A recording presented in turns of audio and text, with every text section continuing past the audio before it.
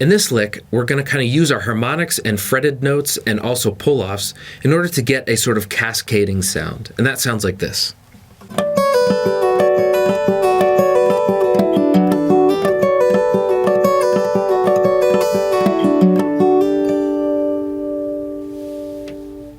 Okay, there's going to be a bar on the 7th fret, and we're going to maintain that for the entire riff. So if you have a little bit high action on your guitar, or it's a little bit harder to press, you can try some lighter gauge strings or try this on electric guitar as well.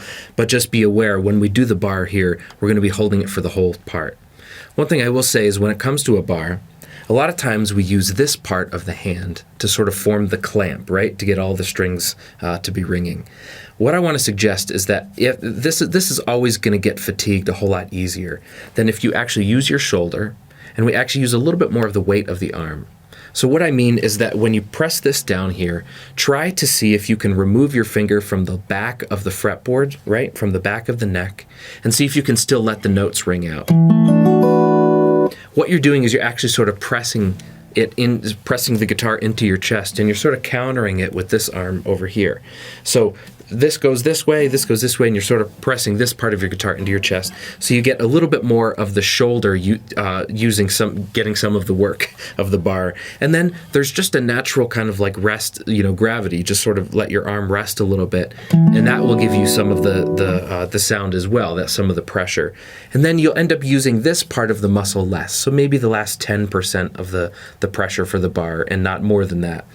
The reason why is because no matter how much you work on this part, right, it's never going to be as strong as your shoulder, right? So you want to use the muscles that you have to your advantage. So if you've never thought about that before with your bar, that might make it a whole lot easier, especially if you have to hold a bar for a long time. So what we're going to do here is we're going to start, and I'm just going to bar the 5 strings, so from the A all the way up to the E here.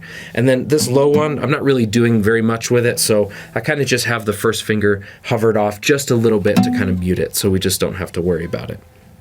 Then what I'm going to do is I'm going to take my pinky, and I'm actually going to put it on the 9th fret, because what we're going to do is we're going to hit our harmonic, and we're going to be pulling off to those. So we're going to go this harmonic, or this note right here on the 9th fret is going to be pulled off to the 7th fret. And then I'm going to go to the middle finger on the B string on the 8th fret, and I'm going to play that, but then I'm going to also lift that off. And then it also goes.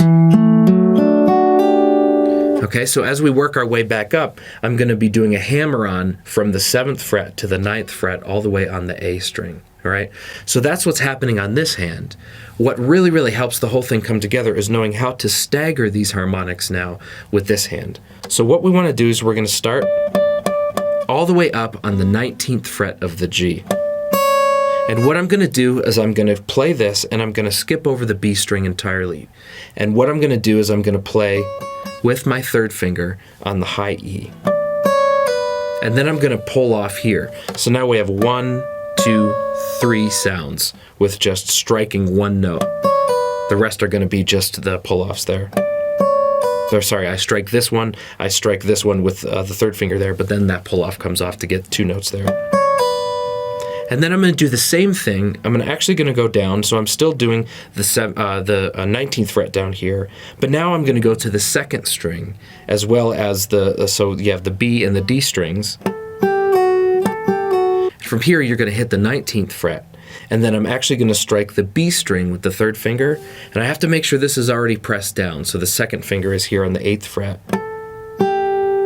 and then pull that off right there. So far, the beginning of the lick goes like this. And you can get comfortable building up speed with that.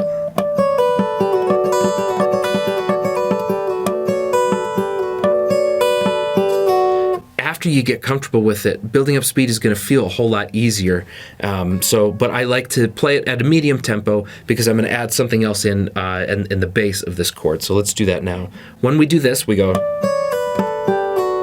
and then I do the same thing again, and then the same thing again. What I'm going to do here now is I'm going to do the 19th fret on the A, and And I'm going to do the same thing. We're keeping that, skipping the string in between. So I'm going to strike the A string, but then I'm going to actually skip over the D, and I'm going to strike the D. I'm sorry, I'm going to strike the G. And then I hammer this on the A string on the 9th fret. And then I go back up to the 19th fret on the D. And then I strike, because remember, we're skipping our strings always. I skip over the G, and then I strike the B with this finger here. And then I hammer this on. And that ends it, and you can start all the way back at the beginning again.